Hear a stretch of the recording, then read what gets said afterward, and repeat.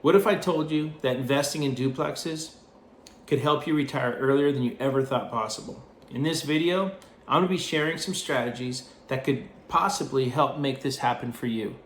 Trust me, you're not going to want to miss some game-changing tips I have for you at the end of this video that could help transform your financial future.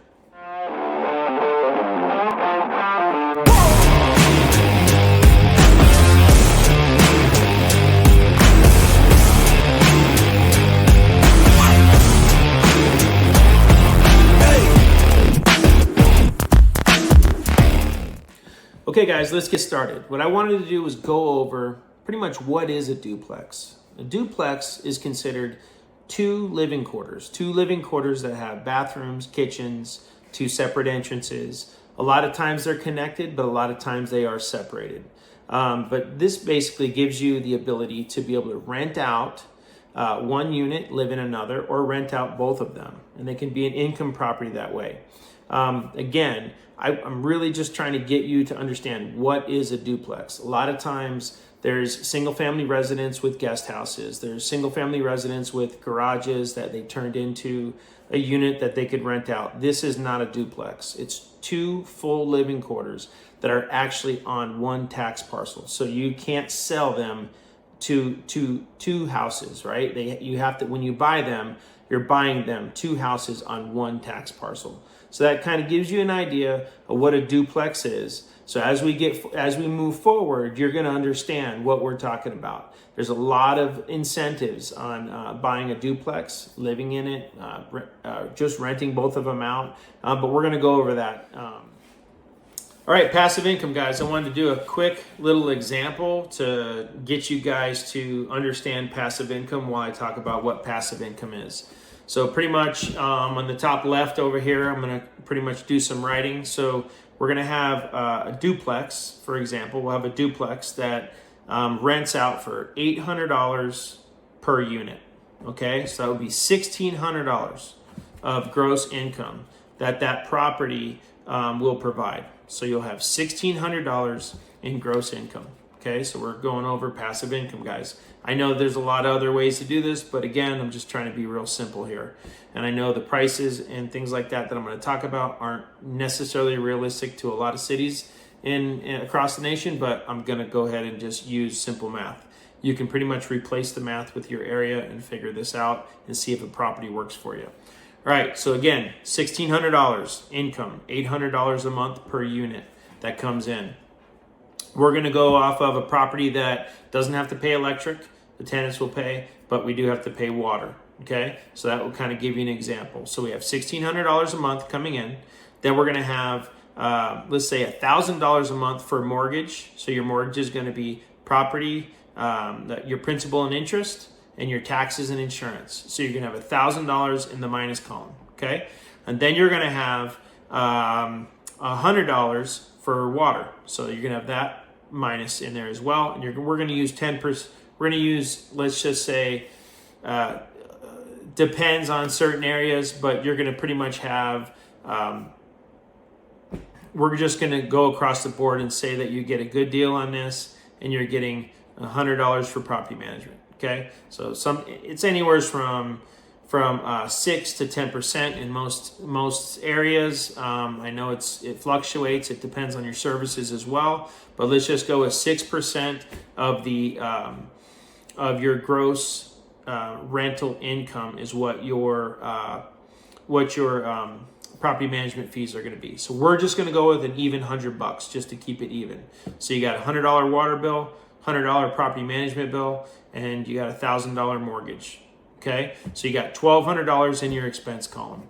You're now going to pretty much subtract the $1,600 from the $1,100, which is the $1,200, and then equals, you're going to have $400 passive income after expenses. Now, there's going to be potentially other expenses, vacancies, all the things that you're going to have to account for, but that's another thing. I just want you guys to understand what passive income is. So passive income is pretty much the positive, right? The positive amount of money that you make after your rents minus expenses. It's going to be your positive. So again, it's going to be the $1,600 minus the $1,200 is going to be $400. That's going to be your passive income.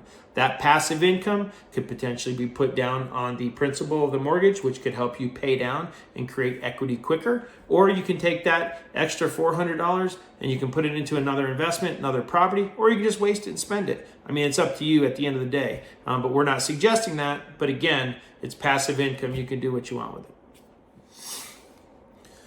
Duplexes versus other real estate investments like single-family residences, townhomes, condos.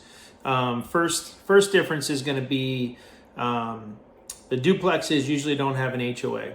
The other investments that I just named could potentially have an HOA. HOA is basically a little group that governs the area and charges you, has rules and regulations on what you can do on the properties. Those things can change depending on voting. So HOA is a big deal. Could hurt you in your ideas to potentially what you want to do and how you want to rent your property, whether you want to Airbnb, whether you want to do regular rents, just the times of what you can rent. These are the things that HOAs can dictate potentially. So again, duplexes don't have that normally in most cases. Now, obviously, across the United States, we're talking and in other parts of the world, I'm sure that a duplex can be put in an area where it could have these things and regulations. So again, you'd have to check with your local area for that. The other differences are the barrier to entry. The barrier to entry is a lot lower. So in a duplex, a lot of times they will take into account the rents from the other unit to help offset what you make. So a lot of times people think, oh, I can't afford it, right? Well, the great thing about that is, especially when you're house hacking, they're going to take a percentage of those rates, or the percentage of the rents to be added to your income to be able to help purchase that property. So again, talk to your local lender for that to help out with the details on that. But it could potentially be a big game changer for you to be able to go into a duplex. A lot of times we're like, hey, I can only afford a certain amount of money. And we didn't realize that if we had another unit added onto it, we'd be able to afford a little bit more. So again, that also leverages you a little bit to where you can buy a little bit more of an expensive property. So that's a huge benefit to that. The next piece that I like to talk about is the security of things, right? So let's say you have one unit that you're renting, and that person goes out, they leave. They leave. You pretty much have the mortgage, and you have no rents coming in. In a duplex, you have multiple rents, whether you're living in the property, paying your side of the rent, and you have another renter. You actually can offset your mortgage and your expenses because you only have one vacancy at the time. Sometimes you could have two vacancies. I get it. It could happen. But for the most part, you have a better chance of not having two vacancies.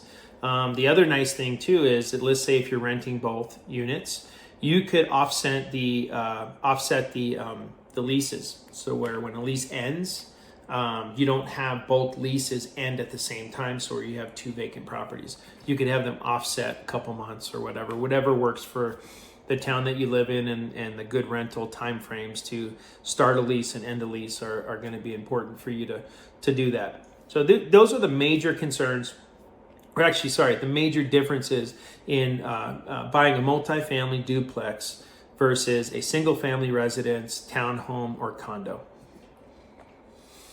Okay, I'd like to be honest about some of the major issues and problems that could come up when buying a duplex, multifamily rental property that could come into play if you're not ready. The first thing is going to be you got to find a tenant. And you got to find the right tenant. And the reason why you got to find the right tenant, because you never know what you're going to get. I mean, a tenant could get in there and not pay, ruin your property, completely destroy everything, ruin your day, ruin everything in your mind to say, look, I never want to buy an investment property ever again. But you can mitigate that. You can make sure that these things are less likely to happen if you do it correctly. A lot of people will try to go cheap. They'll try to skip steps, and they don't understand how important it is. Screen your tenants. You can go online and find a tenant screening software out there that will help you. I don't have anything for you. If you talk to me in the comments, I can help you find one and make sure that you get a good one, but I'm not here to sell any of these things right now. So I'm just telling you, that's what you're gonna wanna do first and foremost. The second thing is, once you find the right tenant, once you make sure they don't have judgments, make sure their credit score's up to par, make sure that they have good rental history and it's the right fit for your property, then you're gonna wanna look at a lease. A lease is gonna be so important. Again, you can go online and get a lease. The lease is gonna be important to find out who's gonna take care of the yard, who's gonna pay the utilities, who's gonna pay the cable bill, who's going to take care of the little maintenance things, right? A lot of times it's going to be you, but a lot of times there's specific things that come around where the tenant has to pay for. So a lease is going to be able to direct that. Okay. The next thing is going to be the property maintenance, right? Property maintenance, I'm telling you, is going to be so important to be preventative and do not be reactive. So what I mean by that is be preventative.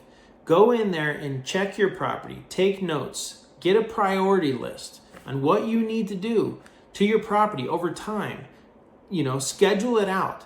If you sit back and just wait for everything to break, you're going to have a bad day every week, every month, and it's just going to ruin your time. So the best bet would be get with a licensed handyman or contractor to go over and walk the property, make a list of all the deficiencies in your property, and make a priority list of when you want to fix those things. Some things you got to fix right away. Some things you may not want to fix right away. Some things you can wait on, right? Obviously, it's all within budget, but these are the things that can help you extremely in having a good investment experience, right? And I promise you, if you do these things, it's going to help you have a great experience and be able to truly change your life. It's changed my life. It's been so important for me. In the past, I own many properties, and yes, I've had some horror stories, but I'm going to tell you, overall, it's amazing. So I completely recommend it, and I promise you, don't quit, don't stop, just keep going. House hacking. We're going to go over what house hacking is. House hacking is pretty much, and the benefits of it. House hacking, and we're going to use the example of a duplex, because again, you can house hack in many different multifamily and single family residents with the things that we talked about in the past. Earlier was pretty much, enclosed garages, guest houses, you could house hack, right? It's when you're living in one unit and you're pretty much renting out another unit. So it's called a house hack. Again, it's something that we've been doing forever, but they came out with a nice little name for it over the past couple of years. So again, house hacking is pretty much where you live in one unit, okay, and you rent out the other unit to help subsidize the payment, to help sometimes it will make the payment lower, and sometimes it takes the payment completely out to where you pretty much are living rent-free in some cases, potentially. Again, so you have utilities and things like that you'll share, and then you'll have to figure that out depending on it. But house hacking is a beautiful way to start. I mean, not even to start. I mean, even if you're, in your, like me, in my mid 40s, and let's say all my kids are out of the house, and I wanted to take me and my wife, and we buy a duplex, we live in one and rent out the other to help costs. That's a huge house hack. Or when you're first starting out, I always recommend my kids, I recommend everybody to pretty much buy a multifamily of some sort, because in the end, as you're starting and you're going through this, you're pretty much buying, let's say, duplex. you house hack it, you live in it. By house hacking, I think you're able to go up to 4 units. Again, you got to check with your lenders, and over time things change. But right now, at this point, up to four units that you could actually buy, and you can live in one and rent out the others. Now, the beautiful thing about this is, by house hacking, you can do a VA loan. You could do a 5% down investor loan. I mean, that's what's around right now. I don't know about later or before, but depends on what lending programs are out there. But you get to buy it as a single family residence. So you could pretty much have little to no money down buying a multifamily when you're house hacking. So that kind of gives you an idea what house hacking is. It's a beautiful thing, huge opportunity. I'm hoping that you guys listen to this, and I'm telling you, I suggest this. This is my personal opinion, but if you're going to buy a home and you're young and you're starting out and you're wanting to potentially retire early, or not even retire early, but just have a better life, it's best to start off, right? And like I said, even in my early 40s, it's best to house hack, right? To buy with little to money down over the years, right? You have inflation, which takes your properties up. Usually, I think we average from 2 to 4% with properties going up. Obviously, there's ups and downs over the years, but I'm saying on average over 20, 40-year spans, that's what it is. But it's a huge opportunity for people with little to no money to get into a property, start renting, get into investments, and make it happen for them. So that's a house hack, right? So I just wanted to explain that. It's an awesome way to get into a property. It's an awesome way to get into investing. I highly recommend it. Okay, guys, I'm going to be going over some game-changing tips that I promised you from the beginning. The first one's going to be leveraging house hacking. House hacking is a huge way that can change the game for you to be able to buy the property, live in one side, rent the other. Again, you still have to look at what you're buying the property for, what the payments are going to be, what the rents are going to be. It's going to be huge. You got to make sure that your numbers work. With that, I've also created I personally worked on a Google Sheets. It's basically a calculator. It's a payment calculator, but it also folds into an expense and income calculator, and it'll kind of give you kind of a rundown what the cap rates are, what the cash on cash returns are, all that good stuff. So I did that for you guys. It's free. It should be in the comments, or I'm gonna put it into the comments below for a download. I'll just put a link for you guys. It will be a template. So that template will you'll be able to preview it, and then you can use template, and it will download into your Google Sheets, and you'll be able to use it however you want to do it. I recommend not messing with the formulas in there because they're all pretty much set up for you just to fill in the areas that you need to fill in. So hopefully you use that, and hopefully it works for you. The next thing is going to be using your financing wisely. So you want to use an owner-occupied loan, obviously, if you're going to be living in the property using house hacking.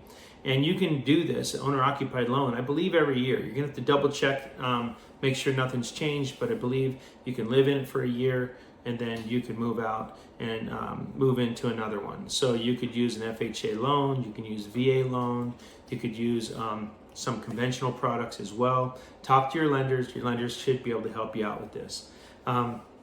The next thing is you need to focus on cash flow. That's very, very important, guys. I don't know how much to, how to put so much emphasis on this, but cash flow is important.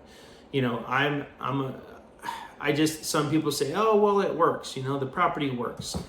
We can go ahead and do it, and it works, and it's the same as being in a single family residence. I'm just telling you, don't do that. Use the calculator. Make sure it cash flows. Be realistic with your numbers, okay? Very, very important.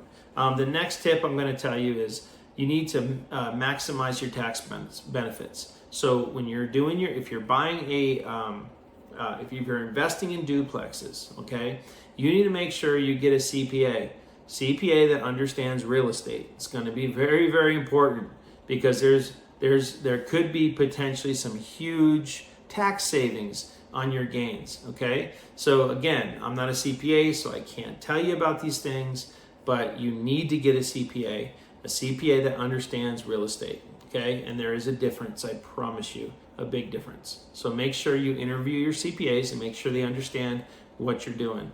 The next thing is, you want to make sure that you are considering looking at your loan balances, and in time, as you're buying properties and going from year to year and you're buying duplexes, depending on what your plan is, you're going to want to make sure that you look at them, check them out, make sure they're you could have you could buy a property and it could go up 100%, right? And you can say, okay, well, I bought this in where interest rates were 8%. I'm going to maneuver this. I'm going to take this down to a 5% loan, and I'm going to be able to bring the payment down, right? And do the things that you do. So refinancing is going to be a huge deal. I recommend not taking any money out of the property. None, zero, none, until you either pay the property off, okay? Because that's where I would say, and when you pay the property off, I recommend, my personal opinion, is to at least have 25% loan to value on it. I like to keep all my properties at least at 50% loan to value, no more than that. Now, starting out, I get it. You're going to have to do that. And in time, you'll pay it down. Appreciation will happen, and all that good stuff will go on. But your goal is to get them down under 50%. I promise you, that's a great rule of thumb. I know a lot of other people would suggest otherwise, but I'm really talking about safety, right? Safety is a big deal. So again, under 50% loan to value. If you happen to pay off a property, refinance it, get your 25% loan to value on there, then take that money, buy another property, or take the property and pay down one of your other properties to get it to the under the 50% loan to value. So again, you're gonna have to look at your situation at the time, but that's something you can do, and that's an awesome way to look at this when you're building. The next thing is, and first, I should have went over this in the very beginning, but I want to go over it now because I wanted to kind of give you some ideas. Your next thing is, now that you've identified all the pieces that you're thinking about doing, you want to put a plan together. Okay, you can put a 5-year plan, 10-year plan. Now, putting that together, it's real simple. It's just going down a line and saying, okay, if I want to retire in 15 years or 10 years or 5 years, what will I have to do and how much cash flow will I need? And that pretty much is going to go off of your plan. You'll go ahead and put together, okay, I want to buy a property every year. I want to move out of one property, go into the next. Move out of one property, go into the next. Move out of one property, go into the next, right? And that can get you to a point where you'll be able to retire. And if you don't want to retire, you'll be able to do whatever you want. So I promise you, it doesn't take long to do this. I know it when you're looking at a long-term side of things, people think like, 30 years to retire. You could potentially retire in 5-10 years, depending on what you spend, right? So again, this is something I wanted to share with you guys. I wanted to let you know, kind of give you an idea of what I'm doing as well. This is something I'm doing. I'm not a YouTube guru here. I'm just a regular guy that started over 7 years ago. I pretty much started everything started from scratch 7 years ago, and now here I am, and I'm loving life, and I own quite a few properties. I'm pretty much doing the same thing I just talked about. I pretty much did almost everything that I talked about on this video, and it works, I promise. So again, I have the Google Sheets that I'm going to share with you in the link. Please use it, check it out, make comments if I have to change it up or do whatever, but I believe it works pretty well. Double check all the numbers for me, but I think this could be a huge game changer for you to jump into the business. Again, it's all free. And if you like the video, please like the video. If you like more of this type of stuff, I'm going to keep bringing it to you. Subscribe to the channel. You could even throw in the comments some comments of what type of videos you want. I've been in business for over 20 years. I've done multiple types of business, construction businesses, all types, marketing businesses, real estate businesses. I have a lot of information I can give. So if you guys are thinking about doing something or you want more information, definitely put it down in the comments below, and I'll see what I can do to make a video. Thank you guys, and I appreciate if you stayed to the end. I appreciate it so much, and I hope you watch the next video. Thank you.